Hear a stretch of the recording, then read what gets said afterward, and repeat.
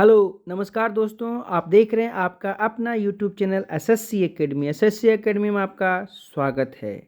आज आपके लिए फिर से आया है साइंस के बहुत ही महत्वपूर्ण क्वेश्चन जो आगे आने वाली परीक्षा जैसे कि आपका एएलपी है, टेक्नीशियन है, ITI, polytechnic, paramedical and all the competitive exams के लिए आपको ज़रूरी होगा।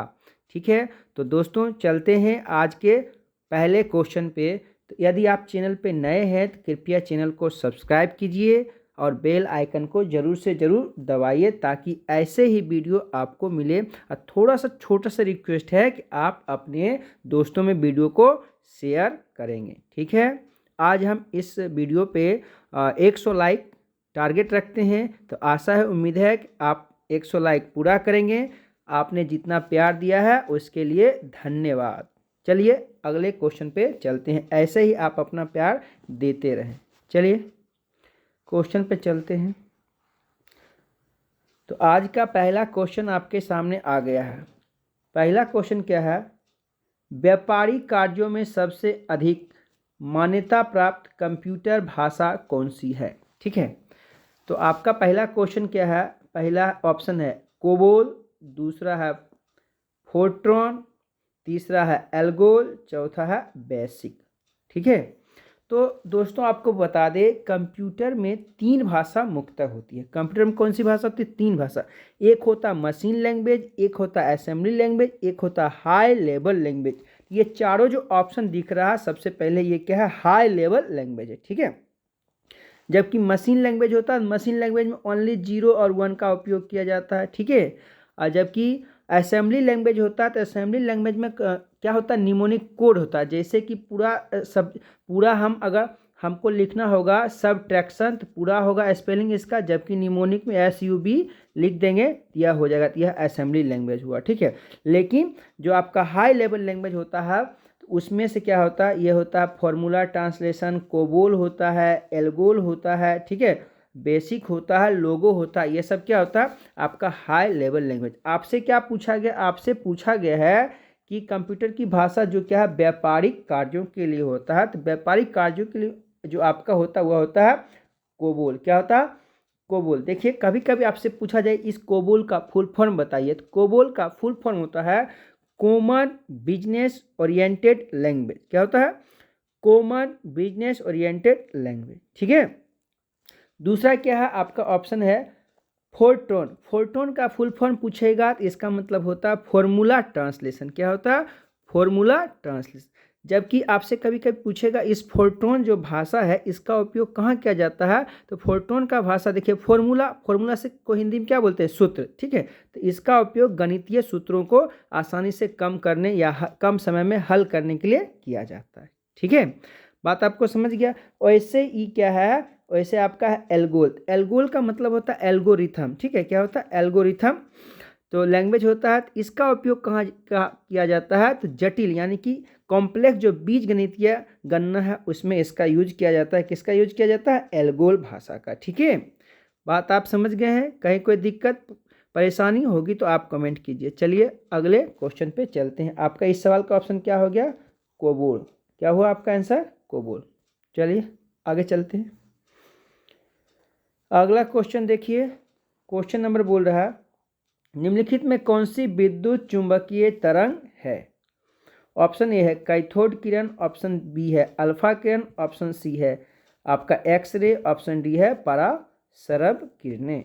ठीक है, तो आपको याद है हमने बार बार आपको क्वेश्चन पढ़ाते हैं, उसमें पढ़ाते हैं कि क्या है इलेक्ट्रोमैग्नेटिक यानी कि चुंबकीय जो तरंग होता है। ठीक है, चुंबकीय तरंग में होता है Radio Mirchi, I love you, x-ray gun. इस सब में जो आता है जिसे रेडियो का मतलब हुआ रेडियो, मिर्ची का मतलब होता है माइक्रो। ठीक है, रेडियो मिर्ची हो गया। आई लव यू, आई का मतलब होता है इंफ्रारेड। ठीक है, लव जो होता है LV का मतलब होता है विजिबल। ठीक है, आई लव यू का मतलब होता है अल्ट्रावायलेट। उसके बाद होता है एक्सरे, और उसके बाद गन बोले हैं गामा को। तो ये सभी क्या होते हैं? विद्युत चुंबकीय तरंग होते हैं। तो इसमें किसका नाम आया है? एक्सरे का नाम आया है। ठीक है, हमने जो ट्रिक बोला इसमें क्या है? एक्सरे। तो आपका आंसर क्या होगा? एक्सरे, ऑप्शन नंबर सी आपका हो गया। ठीक है, आपसे कभी कभी पूछा जाता है एक्सरे का खोज किसने किया है, क्या खोज किया है, कौन, एक्सरे का खोज किया है रोंटजन। कौन खोज किए हैं, रोंटजन महोदय ने किए हैं। ठीक है। पराश्रव्य तरंग क्या होता है, पराश्रव्य तरंग ऐसा होता है, यह एक ध्वनि तरंग होता है जिसका आवृत्ति 20 kHz से अधिक होता है, जिसको मनुष्य नहीं सुन सकते, उसको पराश्रव्य तरंग बोलते हैं। ठीक है। लेकिन मनुष्य 20 HZ से कम भी नहीं सुन सकते, मनुष्य सुन सकते हैं 20 HZ से 20,000 HZ तक। ठीक है। तो बात समझ में आ गया। चलिए आगे चलते हैं अगले क्वेश्चन पे।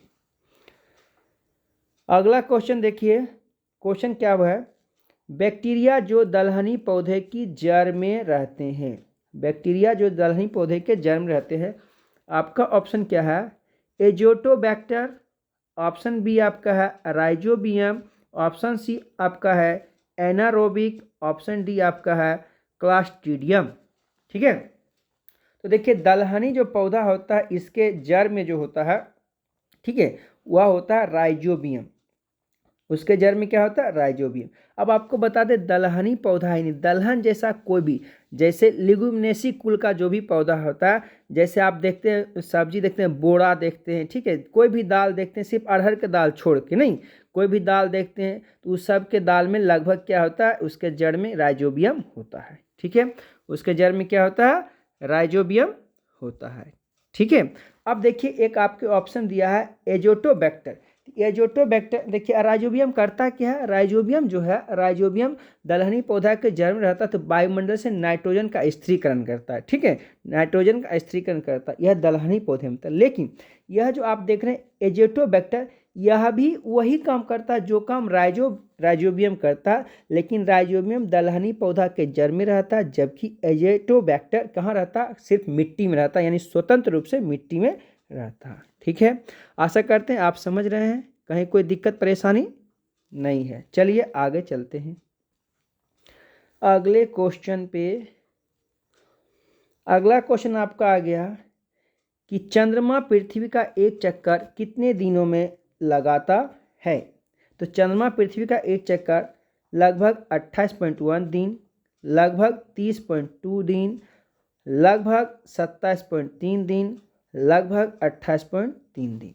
तो चंद्रमा क्या करता है, पृथ्वी का चक्कर लगाता है 27.3 दिन में लगाता है। कितना दिन में लगाता है, 27.3 दिन में लगाता है। अब चंद्रमा से संबंधित कुछ अलग से फैक्ट, चंद्रमा को आपको पता है, चंद्रमा को क्या बोलते हैं, जीवाश्म ग्रह। ठीक है। क्वेश्चन आपसे पूछा जाए चंद्रमा को कौन सा कैसा ग्रह बोलते हैं, जीवाश्म ग्रह चंद्रमा को कहा जाता है। ठीक है। अब आपको बता दें, जैसे आपने सुना होगा कि ये अभी आपने देखा था चंद्रमा पे चंद्रयान 3 गया था, चंद्रयान 2 गया था, नहीं तो वह क्यों गया था, वह जाता है चंद्रमा के सतह का अध्ययन करने, वहाँ पानी की खोज, कुछ भी मतलब वहाँ का स्टडी करने जाता। तो आपसे क्वेश्चन पूछा जा सकता है कि चंद्रमा के सतह के अध्ययन के विज्ञान को क्या बोलते हैं।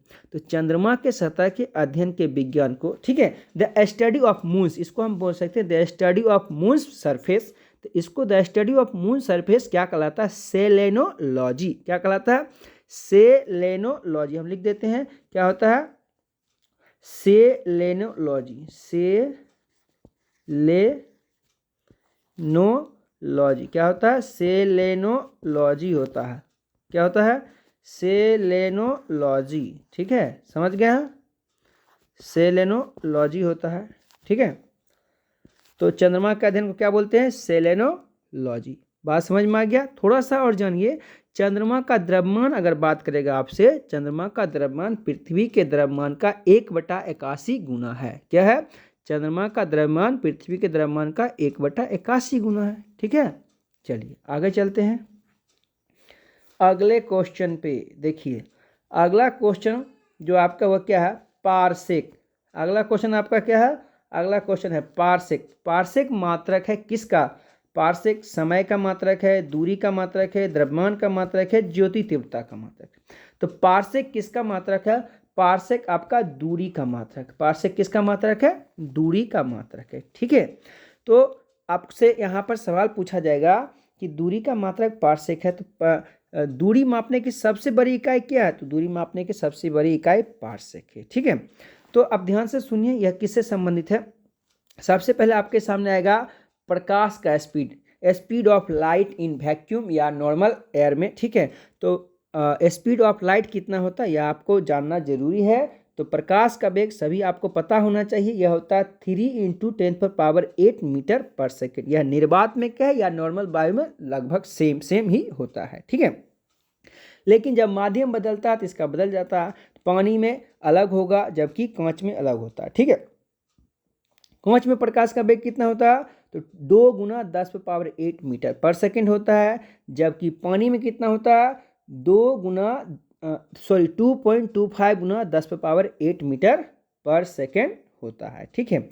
लेकिन अब आगे बात करते हैं यह जो पार्सेक है, तो देखिए लाइट जो दूरी ट्रैवल करता है, ठीक है, distance cover by the light with in 1 year it is called क्या होता है लाइट ईयर। यानी कि एक साल में अगर प्रकाश जितनी दूरी को तय करता है उस दूरी को हम क्या बोलते हैं प्रकाश वर्ष। क्या बोलते हैं प्रकाश वर्ष बोलते हैं। तो आपसे पूछा जा सकता है कि एक प्रकाश वर्ष बराबर क्या होता है। एक प्रकाश वर्ष यानी कि 1 लाइट ईयर बराबर क्या होता है 1 LY। लाइट ईयर मतलब 1 लाइट ईयर बराबर कितना डिस्टेंस होता है तो यह होता है 9×5=45 = 146। इसे याद करने का तरीका है 9×5=45 = 146, यानी कि यह जो होता है यह होता है 9.4 क्या होता है 9.46, ठीक है। 9.46 गुना क्या होता है 9.46 गुना 10⁻⁻⁻ जो होता है 15 क्या होता है 10⁻⁻15 मीटर होता है। कितना होता है 9.46 गुना 10⁻15 मीटर क्या होता है 1 लाइट ईयर होता है। ऐसे ही जब हम आगे चलते हैं यह लाइट ईयर जब आगे इसका और यूनिट बढ़ाते हैं तो इसी को हम क्या बोलते हैं पारसेक। क्या बोलते हैं पारसेक, ठीक है।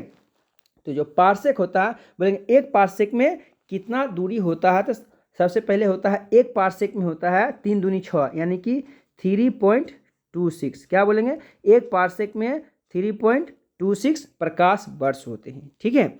लेकिन जब आपसे पूछेगा कि एक पारसेक में कितना दूरी होता है मीटर में बताइए, ठीक है, तो आपका आंसर क्या होगा आसान सा तरीका है, ठीक है। जैसे आपने याद किया है कि लाइट का स्पीड कितना होता है 3 × 10⁸ मीटर, यहाँ पर बोलेंगे 3 × 10⁻16 मीटर बोल देंगे। यह क्या हो जाएगा एक पारसेक में मीटर होगा। एक पारसेक बराबर 3 × 10⁻16 मीटर होता है, ठीक है। बात आ गया समझ में। चलिए आगे चलते हैं।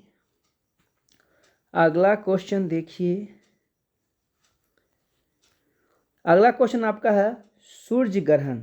सूर्य ग्रहण कब होता है पूर्णिमा को होता है, अमावस्या को होता है, अष्टमी को पड़ता है, नवमी को पड़ता है।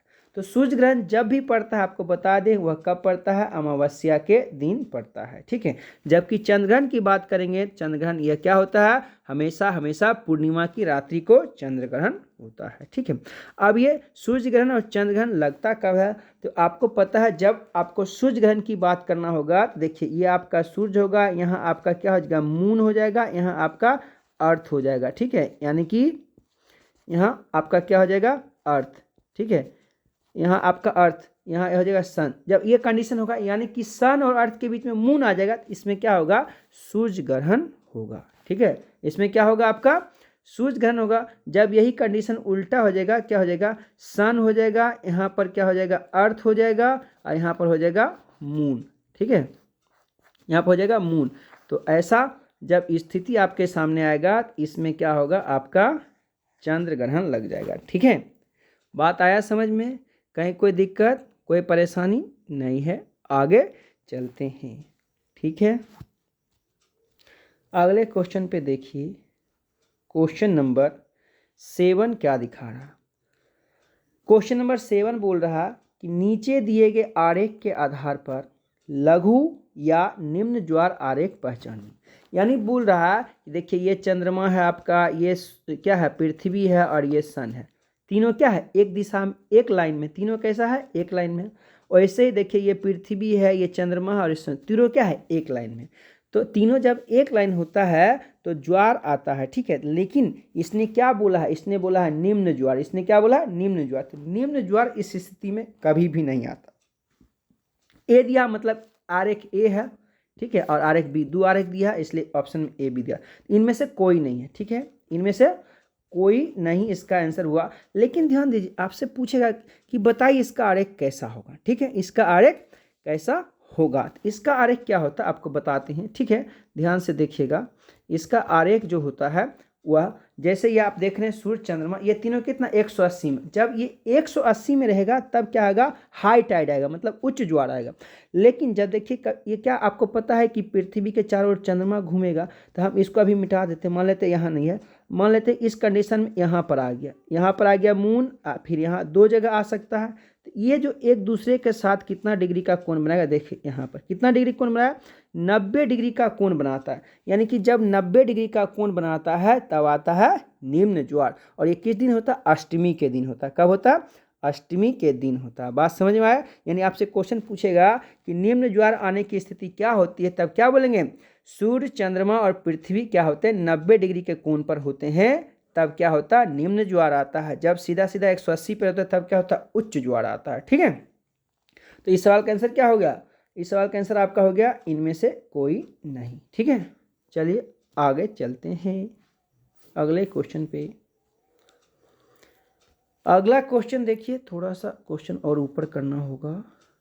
चलिए अगला क्वेश्चन देखिए क्या बोल रहा है, सूची 1 को सूची 2 से सुमेलित कीजिए, सूचियों के नीचे दिए गए कूट का प्रयोग करते हुए सही उत्तर चुनिए। देखिए सूची 1 में दिया है, ऑप्शन ए दिया है क्षोभ मंडल, ऑप्शन बी दिया समताप, ऑप्शन सी दिया है ओजोन, ऑप्शन डी है आयन मंडल। इसको मिलाना है। ठीक है, तो देखिए इसमें क्या दिया है, विद्युत चुंबकीय किरणों का परावर्तन, परावैंगनिक किरणों का अवशोषण, और वायु की क्षितिज धारा प्रवाह, और सामान्य ताप पतन दर। ठीक है, तो देखिए सबसे पहले हम देखते हैं सी, ओजोन परत क्या करता है, ओजोन परत परावैंगनिक किरण का अवशोषण। तो सी को किससे मिलाएंगे, हम सी को मिलाएंगे 2 से, सी को मिलाएंगे 2 से। तो C2 किस में मिला हुआ, C2 किस में मिला है, देखिए सी के साथ 2 सिर्फ एक यहीं पर मिला हुआ है और कहीं नहीं मिला है, इसी से हमारा आंसर हो गया ऑप्शन नंबर सी आंसर है। ठीक है, अब देखिए ऑप्शन नंबर सी आंसर है, आप समझ गए। ठीक है, तो इस सवाल का आंसर हो गया ऑप्शन नंबर सी। तो ऑप्शन नंबर सी में देखिए, ठीक है, ऑप्शन नंबर सी, यानी कि ए किस में मिलेगा, 4 में। देखिए क्षोभ मंडल ए किस में मिला, 4, यानी कि सामान्य ताप पतन दर किस में होता है, क्षोभ मंडल में होता है। ठीक है, वैसे बी किस में है, बी 3 में है। तो समताप मंडल क्या है, वायु की क्षैतिज धारा होती है। ठीक है, और सी तो 2 में है। ओजोन क्या करता है, परावैंगनिक किरण को क्या करता है, सोखता है। जबकि डी आयन मंडल में क्या होता है, विद्युत चुंबकीय किरणों का परावर्तन होता है। तो ऑप्शन नंबर सी इस सवाल का आंसर हो गया। ठीक है, आपको ठीक है बताना है कि पृथ्वी के सबसे जो निचला परत है, इस परत का क्या नाम होता है, यह आपको कमेंट में बताना है। ठीक है, चलिए आगे चलते हैं अगले क्वेश्चन पे। अगला क्वेश्चन क्या बोल रहा है, निम्न में से कौन सी ग्रीन हाउस गैस नहीं है। ठीक है, तो ऑप्शन ए क्या है आपका, कार्बन डाइऑक्साइड, ऑप्शन बी है मीथेन, ऑप्शन सी है नाइट्रस ऑक्साइड, ऑप्शन डी है आपका आर्गन। ठीक है, तो ग्रीन हाउस ऐसी गैस है जिसके उत्सर्जन से हमारे वायुमंडल पृथ्वी का क्या तापमान धीरे धीरे बढ़ रहा है। तो कार्बन डाइऑक्साइड तो है ही, मीथेन नहीं, नाइट्रस, आर्गन नहीं है। आर्गन हमारा ग्रीन हाउस गैस की श्रेणी में नहीं आता है। अगर आपसे कभी कभी पूछा जाए कि ग्रीन हाउस गैस के बारे में, तो इनमें से कौन है सबसे ज़्यादा, कौन है, इनमें सबसे ज़्यादा प्रतिशत किसका है, कार्बन डाइऑक्साइड का। इनमें सबसे ज़्यादा प्रतिशत किसका है, कार्बन डाइऑक्साइड, 50% योगदान है। ठीक है, चलिए अगले क्वेश्चन के लिए चलते हैं आगे। क्वेश्चन नंबर 10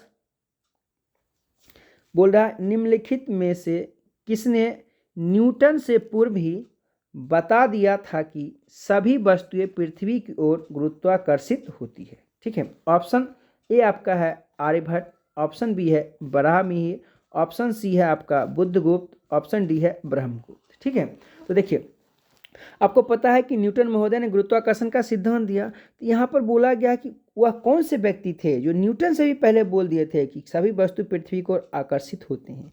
तो इस सवाल का आंसर क्या होता है, सवाल का आंसर है बुद्धगुप्त। क्या है, बुद्धगुप्त हमारे इंडिया के व्यक्ति थे। ठीक है, आर्यभट्ट के बारे में आप जानते हैं। आर्यभट्ट क्या थे, या क्या गणित चार्ज थे, जीरो का सिद्धांत इन्होंने दिया है, ठीक है। नक्षत्र के बारे में जानते थे। इन्हीं के नाम में आर्यभट्ट उपग्रह भारत का प्रथम उपग्रह है, जो आपको पता है, ठीक है। 1975 में छोड़ा गया है सोवियत संघ रूस की सहायता से। चलिए आगे चलते हैं। अगला क्वेश्चन देखिए। अगला क्वेश्चन बोल रहा है सरल लोलक का आवर्तकाल दुगुना हो जाएगा।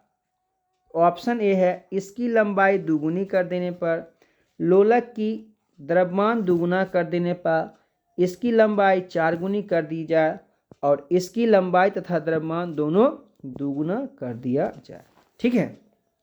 तो देखिए इस सवाल को बनाने के लिए देखिए ये सवाल भी रिपीट हुआ है। आवर्तकाल का जो फॉर्मूला होता है यह आपको याद होना चाहिए। आवर्तकाल का फॉर्मूला क्या होता है, टी बराबर जो फॉर्मूला तो वो क्या होता है, रूट अंडर में होता है L/G, जबकि इससे पहले लिखना पड़ता है 2π। क्या लिखना होता है, 2π, ठीक है। यानी कि टी बराबर होता है 2π रूट अंडर L/G। L है रूट के अंदर, तो L को अगर 4 करें तो आंसर 2 आएगा, नहीं दुगुना हो जाएगा, तो इसलिए क्या हुआ, लंबाई को 4 गुना कर दिया जाए। ऑप्शन नंबर सी आपके आंसर हुए, ठीक है। चलिए आगे चलते हैं अगले क्वेश्चन पे। अगला क्वेश्चन क्या है, बोल रहा है कि दो समतल दर्पण को 90 डिग्री के कोण पर रखा गया है और उनके मध्य एक मोमबत्ती जल रही है। दर्पण में मोमबत्ती के कितने प्रतिबिंब दिखाई देंगे, ठीक है। तो यदि आप चैनल पर रेगुलर वीडियो देख रहे हैं तो आपको जरूर पता होगा कि इसका क्या आंसर होगा। ऑप्शन ए है 2, ऑप्शन बी है 3, ऑप्शन सी है 4, ऑप्शन डी है अनंत। ऑप्शन डी क्या है आपका, अनंत, ठीक है। तो इस सवाल का आंसर कितना होगा, देखिए जब क्वेश्चन में ये कोई थीटा का जिक्र नहीं रहे, डिग्री का जिक्र नहीं रहे, तब इस सवाल का आंसर होता है अनंत। लेकिन इसमें तो डिग्री है, डिग्री का जब भी क्या किया आपको क्वेश्चन में जिक्र किया जाए, तो इसके लिए आपको फार्मूला होता है, क्या होता है 360 अब बटा में क्या होता है थीटा, ठीक है। 360 बटा में थीटा, 360 में 90 से भागने तो आएगा 4, लेकिन 4 आंसर नहीं होता है, यहाँ पे क्या होता है -1। कब होता है -1, जब भाग देने पर आपका सम संख्या आ जाए तब -1 करेंगे, जबकि विषम आएगा तो वही का वही आंसर देंगे। तो इसमें सम संख्या आएगा, यानी 4 आएगा, 4 में से घटाएंगे 3। तो इस सवाल का आंसर कितना आया, इस सवाल का आंसर कितना आया, बी नंबर, ठीक है। चलिए आगे चलते हैं अगले क्वेश्चन पे। चलिए अगला क्वेश्चन क्या देखते हैं, जब हम कमरे के अंदर बैठे होते हैं तो यद्यपि हम बराबर के कमरे में बातचीत करने वाले व्यक्तियों को देखते तो नहीं हैं, परंतु उनकी आवाज़ को अवश्य सुन लेते हैं, इसका कारण क्या है, ठीक है। जब आप बगल के कमरे में बैठे हुए हैं तो बगल के कमरा के व्यक्ति को देख तो नहीं पाते, लेकिन उसका आवाज़ सुन लेते हैं। ऐसा क्यों होता है, ऐसा बोल रहा है परावर्तन के कारण, विवर्तन के कारण, व्यतिकरण के कारण और अपवर्तन के कारण, ठीक है। तो ऑप्शन आपका है। तो देखिए जब किसी दूसरे कमरे में बैठे हुए व्यक्ति का आवाज़ सीधा याद कर लिया, ऐसा क्वेश्चन आएगा, तो जब व्यक्ति का आवाज़ सुन लेते हैं तो उसको बोलते हैं, क्या बोलते हैं, इसको बोलते हैं विवर्तन। क्या बोलते हैं, इसको बोलते हैं विवर्तन, ठीक है। विवर्तन के कारण सुन लेते हैं, ठीक है। बात समझ गए हैं। चलिए आगे चलते हैं, ठीक है।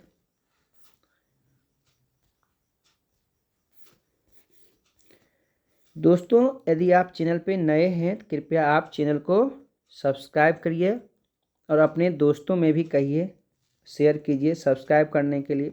निम्नलिखित में से किसकी प्रकृति अनुचुंबकीय है, ठीक है। देखिए ऑप्शन ए है लोहा, ऑप्शन बी है हाइड्रोजन, ऑप्शन सी है ऑक्सीजन, ऑप्शन डी है नाइट्रोजन, ठीक है। तो अनुचुंबकीय इनमें से कौन है, इनमें से अनुचुंबकीय जो आपका है वह क्या होता है, ऑक्सीजन होता है, ठीक है। कुछ ऐसे वस्तु जिसको बोलते हैं लोह चुंबक, तो लोहा जैसा गुण होता है, यानी कि लोहा जैसा चुंबक क्या करता है, सीधे सीधे आकर्षित करता, बहुत तेजी से आकर्षित करता है। तो लोहा होता है, कोबाल्ट होता है, ठीक है। यह क्या होता है, लोह चुंबकीय होता है।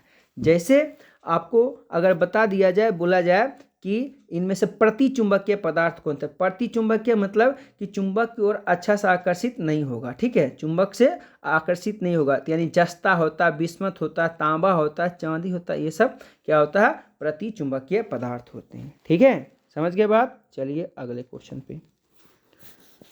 अगला क्वेश्चन ध्यान से देखिए। अगला क्वेश्चन क्या बोल रहा है, बोल रहा है एक तार का विद्युत प्रतिरोध 10 ओम है, उसमें से 2 एम्पियर की धारा 30 मिनट तक प्रवाहित की जाती है, तार में कितने जूल का ऊष्मा उत्पन्न होगा।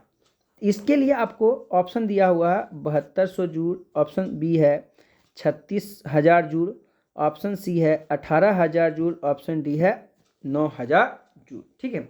तो कितना ऊष्मा निकलेगा, इसके लिए एक फार्मूला होता है। ऊष्मा को हम H से भी डिनोट कर सकते, Q से, ठीक है। तो H बराबर या Q बराबर, तो हम H बराबर लिख रहे हैं, H मतलब हीट। H बराबर जो फार्मूला होता है यह होता है, H बराबर होता है I स्क्वायर R T, ठीक है। I का मतलब हुआ विद्युत धारा, R का मतलब हुआ ओम, T का मतलब हुआ समय, और T जो होता है, समय जो होता है, यह किस में होता है, सेकेंड में होता है। तो देखिए I आपका कितना है, I आपका 2 है, I आपका 2 है तो 2 का स्क्वायर, I कितना है, 2 है तो 2 का स्क्वायर होगा, ठीक है। तो क्या होगा, 2 का स्क्वायर होगा, ठीक है। तो I कितना है आपका, 2 है तो 2 का स्क्वायर हो जाएगा। उसके बाद गुना लिखेंगे R, R मतलब ओम, R कितना है 10 है, और उसके बाद T कितना है 30 मिनट है, तो 30 मिनट को सेकंड करेंगे तो 60 से आपको करना पड़ेगा गुना। इस सब को हल कर लीजिए, कितना आने वाला है, देखिए 2 का स्क्वायर करेंगे 4, आतिया 12, बरछक 72, और उस पर 3 जीरो, यानी कि 72,000 जूल आएगा। कितना आएगा, 72,000 जूल। ऑप्शन कितना हो गया, ऑप्शन नंबर ए इस सवाल के आंसर हैं, ठीक है। चलिए आगे चलते हैं अगले क्वेश्चन पे, ठीक है। क्वेश्चन नंबर 16 क्या है, टीवी सेट चलाने के लिए प्रयुक्त किए जाने वाले रिमोट कंट्रोल में यूनिट में निम्न में से किसका प्रयोग किया जाता है, ठीक है। तो देखिए ऑप्शन है प्रकाश तरंग, ऑप्शन बी है ध्वनि तरंग, ऑप्शन सी है सूक्ष्म तरंग, ऑप्शन डी है रेडियो तरंग। तो आप जो टीवी चलाते हैं उसमें रिमोट दबाते हैं तो उसमें वहाँ से क्या निकलता है, एक किरण निकलता है, तब आपका रिमोट काम करता है। तो ये पूछ रहा आपसे रिमोट में कौन सा तरंग काम करता है, तो सूक्ष्म तरंग। क्या होता है, रिमोट में सूक्ष्म तरंग का यूज हम लोग करते हैं, ठीक है। चलिए ऑप्शन नंबर सी इसका आंसर हो गया। चलिए आगे चलते हैं, ठीक है।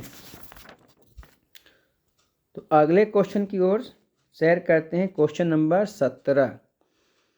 क्वेश्चन नंबर 17 आपका क्या बोल रहा है वह देखिए, बोल रहा है निकट दृष्टि दोष से पीड़ित व्यक्ति के चश्मे में प्रयोग किया जाता है। ऑप्शन है आपका उत्तल लेंस, ऑप्शन बी है समतल उत्तल लेंस, ऑप्शन सी है अवतल लेंस, ऑप्शन डी है समतल अवतल लेंस, ठीक है। तो आपको याद होना चाहिए 10वीं में आपने पढ़ा होगा निकट दृष्टि दोष के लिए अवतल लेंस का उपयोग किया जाता है, ठीक है।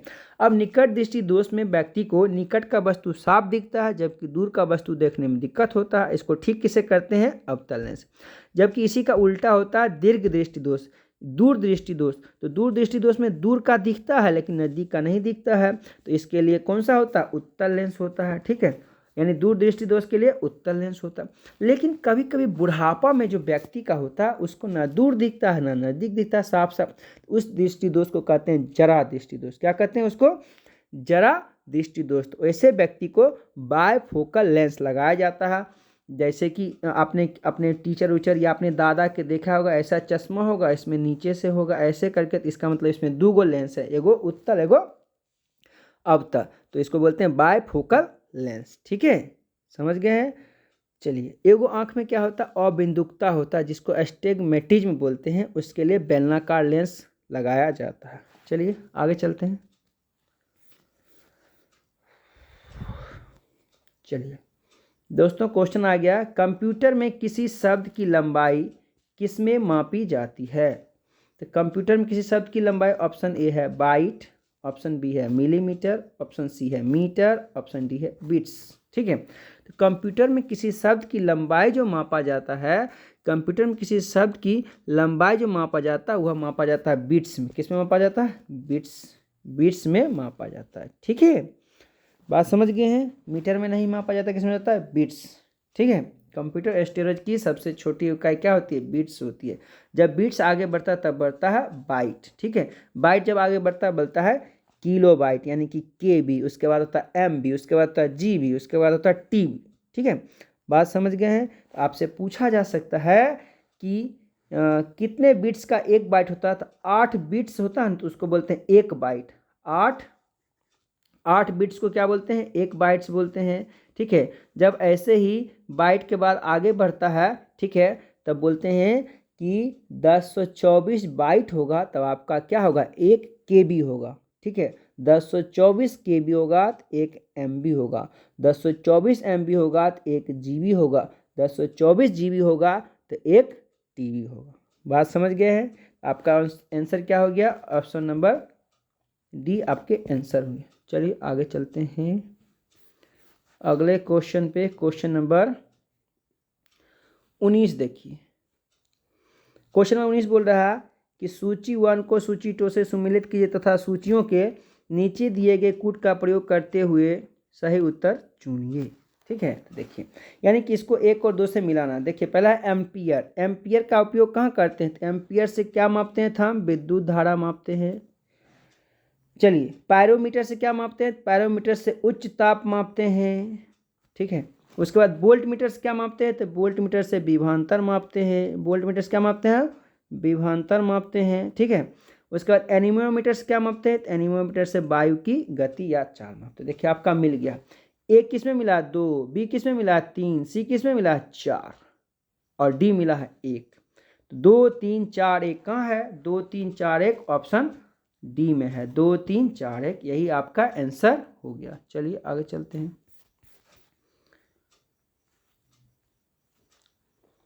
चलिए क्वेश्चन नंबर क्या है? 20। इनमें से कौन सा कोलाइड नहीं है? ठीक है, तो ऑप्शन ए है दूध, ऑप्शन बी है खून, ऑप्शन सी है आइसक्रीम, ऑप्शन डी है शहद। ठीक है, तो आप पीछे यदि वीडियो देख रहे हैं रेगुलर तो आपको पता होना चाहिए दूध क्या है? दूध एक पायस है। ठीक है, दूध एक पायस है, यानी कि कोलाइड है लेकिन बिल्कुल डायरेक्ट कोलाइड जैसा नहीं है। तो दूध को हम बोलते हैं, दूध प्रकृति रूप से क्या होता है? पायस। ठीक है, तो कोलाइड भी है दूध, लेकिन दूध पायस है। इसमें क्या होगा? दूध एक पायस है, जबकि इसने बोला कोलाइड नहीं है, तो ये क्या है? दूध। आपका आंसर क्या होगा? ठीक है, समझ गए हैं? चलिए अगले क्वेश्चन पे चलते हैं। अगला क्वेश्चन देखिए, क्वेश्चन नंबर 21। क्वेश्चन नंबर 21 क्या बोलता है? ऐसे परमाणुओं को जिनमें प्रोटॉन की संख्या समान परंतु न्यूट्रॉन की संख्या भिन्न भिन्न होती है कहते हैं। ठीक है, क्या कहते हैं? ऑप्शन ए है समस्थानिक, ऑप्शन बी है समभारिक, ऑप्शन सी है समावयवी, ऑप्शन डी है सम न्यूट्रॉनिक। ठीक है, तो ध्यान देखिए, जैसे कोई परमाणु संख्या जो होता है, जैसे आपने सुना होगा कि हाइड्रोजन, क्या सुना? देखिए हाइड्रोजन क्या होता है? 1H1। हाइड्रोजन क्या होता है? 1H1 होता है। हाइड्रोजन क्या होता है? 1H2 भी होता है। हाइड्रोजन आपका जो होता है 1H3 भी होता है। इसका मतलब देखिए नीचे वाला क्या है? परमाणु संख्या। तो सभी का परमाणु संख्या कितना है? सेम है। तो जिसका भी परमाणु संख्या सेम होता है उसको क्या बोलते हैं? समस्थानिक। इसमें क्या बोला? प्रोटॉन। ठीक है, तो देखिए प्रोटॉन बोले या परमाणु संख्या, आपको पता है परमाणु संख्या बराबर क्या होता है? प्रोटॉन की संख्या होती है। यहाँ प्रोटॉन बोला तो इसका मतलब परमाणु, तो जिसका परमाणु संख्या समान होता है उसको हम क्या बोलते हैं? समस्थानिक आइसोटोप बोलते हैं। आपका आंसर क्या हो गया? आइसोटोप। लेकिन ध्यान से सुनिए, इसमें ऑप्शन है। ऑप्शन क्या है? समभारिक, ऑप्शन क्या है? समअवयवी, ऑप्शन डी क्या है? सम न्यूट्रॉन। देखिए कुछ ऐसे होते हैं जिसमें जैसे आपको दिखा रहे हैं, जैसे आपको समभारिक की बात करें, देखिए इसको हम मिटाते हैं। देखिए जैसे आपका तो आंसर ये हो गया, लेकिन आपको समस्थानिक समझ में आ गया, लेकिन समभारिक समझाते हैं। जैसे पोटासियम, पोटासियम होता है के, पोटासियम के होता है, तो यहाँ पर क्या होता है? 19, परमाणु संख्या कितना? 19, लेकिन यहाँ पर कितना होता है? यहाँ पर होता है 40। कितना होता है? 40। द्रव्यमान संख्या 4। वैसे कैल्शियम क्या होता है आपका जो कैल्शियम होता है Ca, यहाँ पर होता है 20, यानी परमाणु संख्या 20 और ऊपर में क्या होता है? 40। ठीक है, ऊपर में कितना होता है 40 आपका होता है। देखिए ऊपर वाला संख्या क्या है, सेम सेम है, तो इसको बोलते हैं द्रव्यमान संख्या। तो ऐसा जिसको होता है उसको बोलते हैं समभारी। क्या बोलते हैं, इसको बोलते हैं समभारी, जिसका परमाणु द्रव्यमान संख्या बराबर होता है। ठीक है, सेम वैसे किसी किसी में क्या होता है, न्यूट्रॉन्स की संख्या बराबर होते हैं, तो उसको बोलते हैं सम न्यूट्रॉनिक। न्यूट्रॉन की संख्या बराबर होती है उसको क्या बोलते हैं, सम न्यूट्रॉनिक। ठीक है, अब वैसे ही कोई कोई अलग जो मटेरियल होते हैं, मतलब क्या होते हैं, यौगिक होते हैं, जिसमें अवयवों की संख्या समान होता है लेकिन उसका जो गुण होता है अलग होता है, उसको क्या होता है, सम अवयवी बोलते हैं। ठीक है, बात समझ गए हैं, कहीं कोई दिक्कत नहीं है। आपके इस सवाल का आंसर क्या होगा, प्रोटॉन की संख्या समान जिसमें होगा उसको क्या बोलते हैं, सम स्थानिक बोलते हैं, ऑप्शन नंबर ए। ठीक है, चलिए आगे चलते हैं। तो अगला क्वेश्चन आपका क्या बोलता है, निम्नलिखित में से किस एक का अधिकतम ईंधन मान होगा। ऑप्शन ए है हाइड्रोजन, ऑप्शन बी है चारकोल, ऑप्शन सी है प्राकृतिक गैस, ऑप्शन डी है गैसोलीन। ठीक है, तो ये सभी ईंधन होगा, लेकिन सबसे ज़्यादा ईंधन मतलब सबसे ज़्यादा ईंधन वाला काम, सबसे ज़्यादा उसमें ईंधन का मान जो होगा वह क्या होगा, हाइड्रोजन का होगा। ठीक है, तो आपको बता दें हाइड्रोजन को क्या बोलते हैं, भविष्य का ईंधन भी बोला जाता है। हाइड्रोजन क्या बोलते हैं, भविष्य का ईंधन भी बोला जाता है। चलिए अगले क्वेश्चन पे चलते हैं।